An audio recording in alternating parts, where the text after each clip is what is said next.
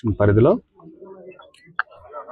కొబ్బరి తోట అనేటువంటి పేరున్నటువంటి అంటే సర్కారు తోట మెయిన్ రోడ్డుకి కొబ్బరి తోటకి మధ్యలో ఉన్నటువంటి ప్రాంతంలో శ్రీపతి వెంకటాచలం అనేటువంటి ఆయన గోల్డ్ కవరింగ్ పని చేసుకుంటూ తను జీవించటమే కాకుండా తన కింద 10 మంది ఆర్థికంగా బలహీనమైనటువంటి కుటుంబాలకి జీవనోపాధి కల్పిస్తూ తన రక్తాన్ని చెమటగా మార్చుతూ తను జీవిస్తూ ఎన్నో గడిచిన ఒక రెండు దశాబ్దాలుగా రక్తాన్ని చెమటగా మార్చి చుక్క చుక్కని రూపాయి కింద రూపాయి కూడబెట్టుకుని సాధారణంగా మనిషి అయి పుట్టిన వాడికి చచ్చేలోపు ఒక్క రోజన్నా సొంత ఇంట్లో బతికి చచ్చిపోవాలనేటువంటి ఆకాంక్ష ఉంటుంది. ఒక్కరోజన్నా సొంత ఇంట్లో పచ్చడేసుకన్నా తిని చచ్చిపోదామని చెప్పాను. మనుషులు కొంటమేంటి, నోరు లేని పక్షులకు కూడా గూడు కట్టుకునేటువంటి కాంక్ష ఉంటుంది. ఇట్లాంటి వీళ్ళు చెమటోడ్చి సంపాదించినటువంటి రూపాయి కూడబెట్టుకున్న దాంతో 290 గజాల స్థలాన్ని ప్రైవేట్ ఆస్తిని కొనుక్కుని ప్లాన్కి అప్లై చేసి వెళ్తే మున్సిపాలిటీలో ఫస్ట్ అతనికి ప్లాన్ అప్లై చేయటానికి బజార్ ఎక్కంగానే ఆ బజార్లో ఉన్నటువంటి అందరూ అంటే మున్సిపాలిటీలో లైసెన్స్ పొందినటువంటి సర్వేయర్లందరూ కూడా బాబు ఆ వార్డు అయితే మచిలీపట్నం మున్సిపల్ కార్పొరేషన్లో ఉన్నటువంటి ఆ వార్డు అయితే కనుక మేము ఎవరం ప్లాన్ పెట్టాం. మాకు ప్లాన్ పెట్టాలంటే అక్కడున్న తెలుగుదేశం పార్టీ ఇన్ఛార్జితో ఫోన్ అన్నా చేయించాలి, లేకపోతే చిన్న కాగితం మొక్కన్నా రాసుకొస్తే తప్పితే మేము ప్లాన్ పెట్టామని చెప్పారని వెంకటచలం గారు చెప్తున్నారు. సరే, తెలుగుదేశం పార్టీ నాయకుడైనటువంటి లైసెన్స్ పొందినటువంటి మున్సిపల్ లైసెన్స్డ్ సర్వేయర్ అనేటువంటి పేర్ల మురళీకృష్ణ గారు, కోస్తా మురళి, ఇంజనీర్ మురళి అనేటువంటి నిక్ నేమ్లో ఉన్నటువంటి ఆయన, నేను గవర్నమెంట్లో ఉన్నాలే, నేను అప్లై చేస్తాలే రా అని చెప్పని ఆయన అప్లై చేశాడంట ప్లాన్కి. అప్లై చేసిన తర్వాత ఇంతవరకు ఆయన ఫస్ట్ వెంటనే చెప్పింది ఏంటంటే, అరే బాబు నేను చాలా సీనియర్ బిల్డింగ్ ప్లానర్నే కానీ నేను ఒక 35 ఏళ్ళ నుంచి బందర్లో ప్లాన్లు గీస్తున్నా కానీ నా వల్ల కూడా కాదు ఇది, నువ్వు అక్కడ ఉన్నటువంటి టీడీపీ ఇన్ఛార్జికి బేరం మాట్లాడుకుని మాత్రమే రామని చెప్పారండి. ఇతను ఒకటే, నా కష్టాజితం నేను బేరం మాట్లాడుకోవటం ఏంటి, నాకెక్కడ బ్రాందీ షాపుల మీద లంచాలు వచ్చి ఇల్లు కట్టలేదేనో, లేదా సారా కంపెనీల నుంచి డబ్బులు తెచ్చి కడతలేదు నేను, లేదా రైతులను కొట్టి నేనేమి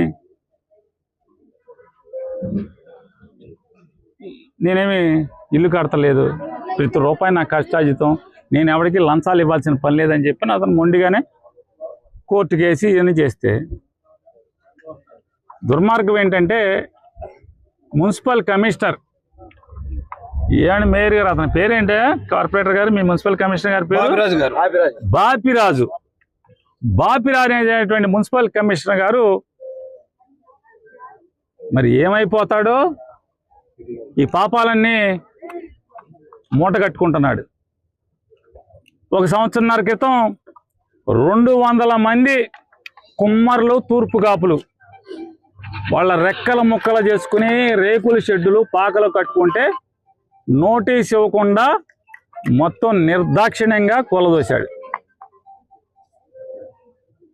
అది అయిపోయిన తర్వాత సర్కారు తోటలో ఒక పేదవాడు ఇల్లు తాటాకు తీసి రేకేసుకున్నాడు.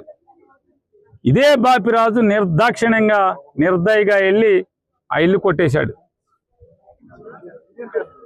ఏంటంటే మంత్రి గారిని అడగండి అంటాడు. నాకేం తెలియదు, మంత్రి గారిని అడగండి. ఇవాళ ఇదే ఇంటికి కూడా ఇది ప్రైవేట్ ఆస్తి కూడా కొట్టేసి ఏంటంటే, ఉదయం నేను కూడా మాట్లాడా ఈ కొట్టే టైంలో నాకు కౌరు వస్తే ఈ ఇంటి వాళ్ళే నాకు కవర్ ఫోన్ చేశారు, సార్ నిన్న కొట్టారు మళ్ళీ కొడుతున్నారు సార్, కష్టార్జితం సార్ మాది 45 లక్షలు రూపాయి పోగేసుకుని కూడబెట్టుకుని మేము కడుతున్నాం సార్. మిగతా నిన్న కొట్టారు సార్. కొల్లు రవీంద్ర గారు నా ఇగో సాటిస్ఫై అవ్వాలన్నాడు సార్. తెలుగుదేశం పార్టీ సర్పంచ్ అయినటువంటి సర్పంచ్ గారు కాళ్ళు కూడా పట్టుకుంది సార్ గెస్ట్ హౌస్కి వెళ్ళి మాతో పాటు వచ్చి. మా బంధువులండి ఇల్లు కొట్టబాకండి సార్ అంటే నా ప్రెస్టేజీ నువ్వు నోరు మూసుకు వెళ్ళిపోయి ఇక్కడి నుంచి అని చెప్పాడు సార్ అని చెప్పి ఫోన్లో చెప్పారు. నేను కమిషనర్ గారికి ఫోన్ చేశా బాపిరాజుకి, ఏమండి కమిషనర్ గారు ఇది దుర్మార్గం నీచం కదా అంటే, ఏం చేస్తాం సార్ మా మంత్రి గారి సంగతి మీకు తెలుసు కదా సార్, మేమేం చేయగలం సార్, కావాలంటే టైం కూడా చెప్తా ఎన్ని గంటలకు మాట్లాడాను, మీకు తెలుసు కదా సార్ మా మంత్రి గారి సంగతి, బాగా మేమేం చేయగలం సార్, ఉద్యోగస్తులం సార్, మేమేం చేయగలం సార్ అంటే, పాపం మూట కట్టుకుంటున్నావు బాపిరాజు, పాపం మూట కట్టుకుంటున్నావు, ఉసురు కొట్టుకు పోతాడే మీ మంత్రి, ఉసురు కొట్టుకు పోతాడు, పేద బిక్కి సామాన్యులు ఉసురు కొట్టుకుపోతారు. ఏంటి ఈ పాపాలంటే, లంచం ఇవ్వకపోతే ఇల్లు పడేయటం ఏంటే, గజానికి ఎంత లంచం ఇవ్వటం ఏంటి, లంచం ఇవ్వకపోతే ఇల్లు పడేయటం ఏంటి,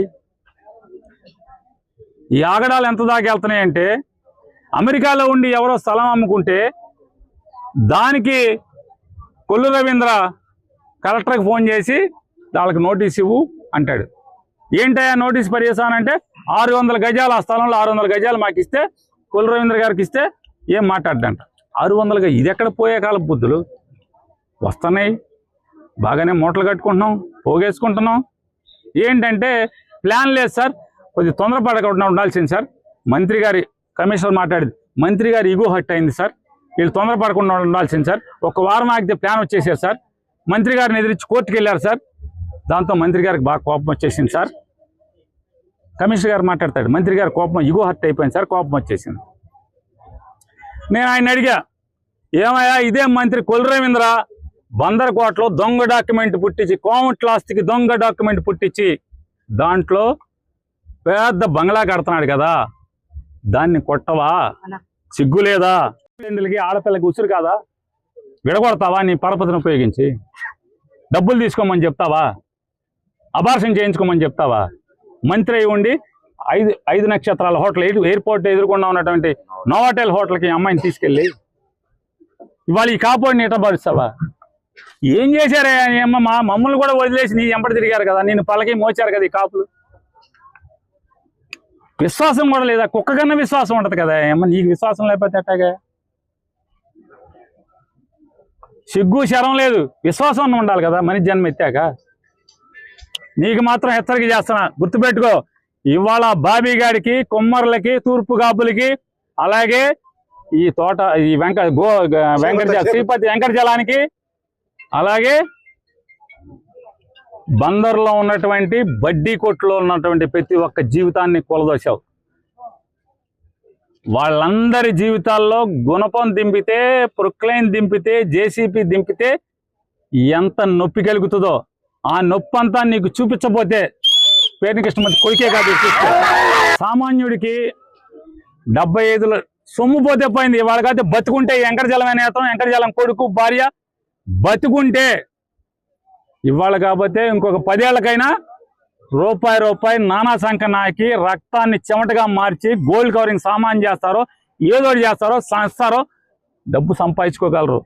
కానీ ఇవాళ ఆశల సౌధం, ఆ ఇంట్లో బతకాలని చెప్పని కలలు కానీ స్థలం కొనుక్కుని ఆ ఇల్లు కడతంటే ఆ ఇల్లు కూలదోసి నా ఇగో సాటిస్ఫై అయింది, లంచం ఇవ్వకుండా నన్ను హర్ట్ చేసావని చెప్పని నువ్వు మాట్లాడుతున్నావు కదా, ఎంత నొప్పి అది, బాధ. వాళ్ళ గుండెల్లో ప్రొక్లైన్ని దింపి వాళ్ళకి నరకం చూపించావు మానసికంగా ఆ వెంకటజలం గారికి. అలాగే సర్కారు తోటలో ఒక పేదవాడు మొగుడు పెళ్ళం కూలికి వెళ్తారు, అతని పేరేంటే బాబీ, కొమ్మరగూడెంలో కొమ్మర్లు మట్టి పిసుక్కు బతుకుతారు, కొమ్మర్లు తూర్పు కాపులు, వాళ్ళ గుండెల్లో దింపిన గుణపాలు అంటే జేసీబీలు ఎంత బాధగా ఉంటాయో నొప్పి తెలియాలా. 3 ఏళ్ళు ఆగు, ఇదే బాపిరాజు కమిషనర్ని బందర్లో కమిషనర్గా తీసుకొచ్చి ఇంకా అతను 2034 దాకా ఉంటాడు సర్వీస్లో, బాపిరాజు చౌదరి గారు. చంద్రబాబు నాయుడు గారి చుట్టం, గోపీచంద్ గారికి చుట్టం. ఈ బాపిరాజ్ చౌదరి గారిని 2029 గవర్నమెంట్ రాగానే, జగన్ రాగానే ఆ కమిషనర్ బందర్ పోస్టింగ్ తీసుకొచ్చి ఇదే బాధ, ఇదే ప్రొక్లైన్ దిగితే గుండెల్లో ఎంత బాధ ఉంటుందో నీకు. నిన్ను ఆడిస్తున్న నీ పెన్ డ్రైవ్లన్నీ కూడా సేఫ్ లాకర్లో దాచుకుని నిన్ను తోలుబొమ్మలాగా ఆడిస్తున్నటువంటి ఆడికి ఇద్దరికి ఈ జేసీబీ బకెట్లు దిగితే ఎంత బాధ ఉంటుందో చూపించకపోతే కొల్లు రవీంద్ర చూసుకో. ఇదే బాపిరాజుని బందర్ తీసుకొస్తా.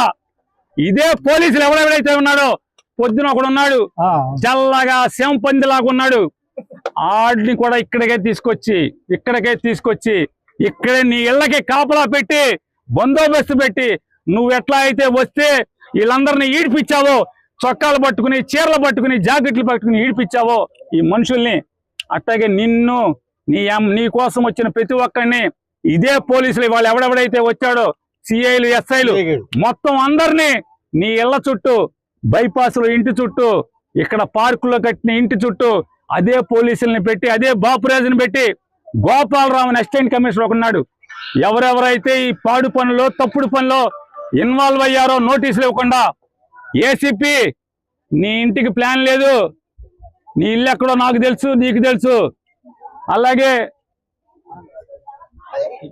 TPO, TPS assistant commissioner Gopalarao, నువ్వు బందర్ వదిలి వెళ్ళిపోతావేమో.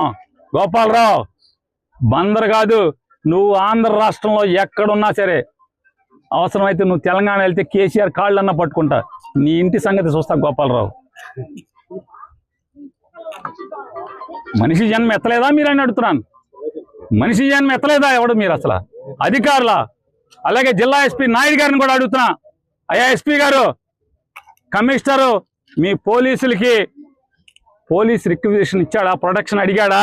రాతపూర్వకంగా అడిగాడా?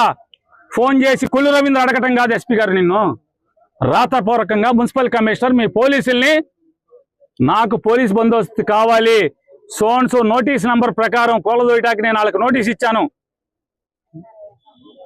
నిన్ను పోలీస్ ప్రొటెక్షన్ రాతపూర్వకంగా అడిగాడా? మీరు ఆలోచించుకోండి ఎస్పీ గారు. మీరు ఊరికే కొల్లు రవీంద్ర తానా అంటే తందానా అని కొల్లు రవీంద్ర ఫోన్ చేయగానే మీరు లేచి నుంచి పోలీసులను పంపిస్తే ఇది ధర్మమా మీ ఐపీఎస్ ఉద్యోగానికి? ఎస్పీ గారు, రాతపూర్వకంగా కమిషనర్ మిమ్మల్ని అడగడా? మీరు అడిగితే కనుక అది మీడియాకి రిలీజ్ చేయండి. మున్సిపల్ కమిషనర్ బాపిరాజు చౌదరి మీకు మున్సిపాలిటీ నుంచి అధికారికంగా నేను పలానా చోట నోటీస్ ఇచ్చాను, ఆ నోటీస్ మీరిపోయింది, నాకు అక్కడ ఇల్లు కొలదోయటానికి పోలీస్ ప్రొటెక్షన్ కావాలని చెప్పని మీకు రాతపూర్వకమైన నోటీస్ చిలకలపూడి సిఐకి ఇచ్చాడా? ఇస్తే మీడియాకి పెట్టండి. నేను మిమ్మల్ని నోరు మూసుకోకపోతే అప్పుడు అడగండి. మీ పోలీసులను అన్నందుకు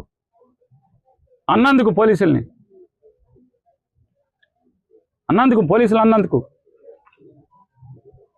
కాబట్టి కొల్లు రవీంద్ర, మనం బతికామంటే, అరే మనకి కాళ్ళు కీళ్ళు వంగనప్పుడు ఎవడన్నా పలకరించేవాడు ఉండాలి. సిగ్గు శరం లేకుండా, అయ్యా పోలీసు వారు, చిలకలపూడి సిఐ గారు, మిగతా సిఐలు, మీ అందరికి కూడా చెప్తున్నాం, ఇవాళ మీరు తప్పితే కొల్లు రవీంద్ర వెనకాల తెలుగుదేశం కార్యకర్త కూడా వచ్చేవాడు లేడు. మీరే ఎన్నాళ్ళు పెట్టుకుని తిప్పుతారు మీరు అతన్ని? ఈ బందర్లో ఎన్నాళ్ళు తిప్పుతారు? కోడొచ్చాక కూడా తిప్పుతారా పోలీసులను పెట్టి? ఈ పాపాలు ఆపు కొల్లు రవీంద్ర. నువ్వు కట్టుకుంటున్నావు. ఎవరిని ఏడ్చాడా? వెంకటచలం గారు ఏడ్చాడా? బాబీగాడు ఏడ్చాడా? కుమ్మర్లు ఏడ్చారా? తూర్పు కాపులు ఏడ్చారా? ఓట్లు వేసేప్పుడే మామూలు ఓట్లకి అయితేనో రంగా గారు బొమ్మ కనపడంగానే మామూలుగా దండేసేయటం, కాళ్ళు నాకేయటం, కాళ్ళు చీకేయటమా? ఒక కాపుల అమ్మాయికి కడుపు చేసి వాడేసుకుంటే నీ తెలుగుదేశం కార్యకర్త నీ ఎంపటి తిరిగేవాడు, నీ కారులో తిరిగేవాడు, ఆ అమ్మాయికి న్యాయం చేశావా? హైదరాబాద్ తీసుకెళ్ళావు కదా ఒరిస్సా నుంచి, ఆ అమ్మాయికి పెళ్లి చేశావా అని అడుగుతున్నాను. చేయవా? దాని న్యాయం చేయవా? బొంబాయిలో ఎవరో అమ్మాయిని ఎవడో చంపేస్తే పెద్ద పెద్ద మీటింగ్ మామూలుగా వచ్చి నోబెల్ కాలేజ్ దగ్గర